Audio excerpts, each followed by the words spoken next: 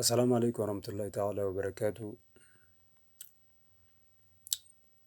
وردوفتوتن كينيا الحمد لله ولد بنجرة برمسي خينيا خندوا دكوبة في الرايتي سوداف والبرسيفنو كومت في فجرة وروتن هاريتاتن يوتوب كينيا ميسر سقلتم يافر جاتم شن الرتن وردوفو دنديسن ميسر يوتوب كينيا ميسر سقلتم يافر جاتم شن gootee searchi gootee akkasitti achirraa nu harkachuu dandeessaa jechuudha. Waan si dabre hundaa ulaaltee keetti irraa barachuu dandeessaa jechuudha. Kanaaf dawaa dhukkuba gaastirik kan darsii 8ffaadha. Dhukkuba gaastirik namni gaastirik rakkachaa jiru yennaa garaachisaa madaa ilaalachaa jiru kan miidhama kanaan dararamaa jiru yuutuub keenya kana meeysar 9465 godhee seerchi godhee akkasitti hordofee viidiyoolee isa dabranirra laallatee ifumaaf wallaanuu danda'a jechuudha bakka jirutti. Kanaaf alhamdulillah rabbi galanni haa ga'u. Darsii 8ffaa irraa waan dhugan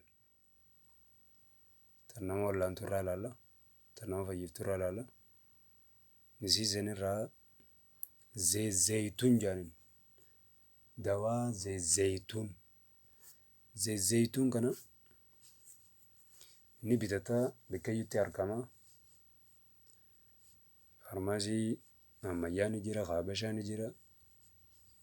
Innaa bakkayyutti argama zeezeytuun kana bitteeti akkamiin fayyadamta jennee ganama subii hoggaa hirriibaa kaatee garaa qullaatti akkasitti wullee zeezeytuun tatte cuqqaalamtu san abba takka isiisan abba takka akkasitti dhuydaa jechuudha. Isiisan abba takka garaa qullaatti eegee isii dhuydee booda daqiiqa 30 booda teeyseeti qursii tanteechii booda nyaatta jechuudha. Fatara kan kee nyaattaa jechuudha. Akka dhuydeen fatara nyaatu daqiiqa 30 teeysee jarri miilee sanii fi waan silaa sii kana madeessee rakkisaa jira san hundaa'u sirraa gatee raammoo garaa keessaa qabaattus waa garaa keessa si deddeemanis san hundaa'u walabba godhaa jechuudha. Raammoo garaa keessaa qabaattus sirraa baasaa jechuudha. Naa haala saniin nagee ta'uu dandeessaa hanga guyyaa 4 hanga guyyaa 5tti fayyadamtaa jechuudha wal faana bakka. Achi booda qochumaan keetiin noormaal ta'a. Goggogina garaa yoo qabaattee jiidhaa ta'a akkasitti haala nagaan fayyaa nagaa tantee duraanii harkachuu dandeessaa jechuudha inshaallahu ta'ala. Wallaahu shaafii rabbuma qa fayyisu akkasii sababa godhattee milkaa'uu dandeessaa jechuudha. Innaa barumsa keenya kaarraa asumarra dhaabbataa darsii biraatiin hanga walitti deebinutti yaada qabdan nuuf dhiyeessaa, gaafii qabdan nuuf laachaa, yaadni keessan gaafiin isin nuuf dhiyeessitan nu jajjabeessa waan ta'eef jabaadhaa isin hin jennaa irraa fayyadamaa warra irraa fayyadamnu haa taasisuu jechaa. Wassalaamu alaikum warahmatullahi ta'ala wabarakaatu.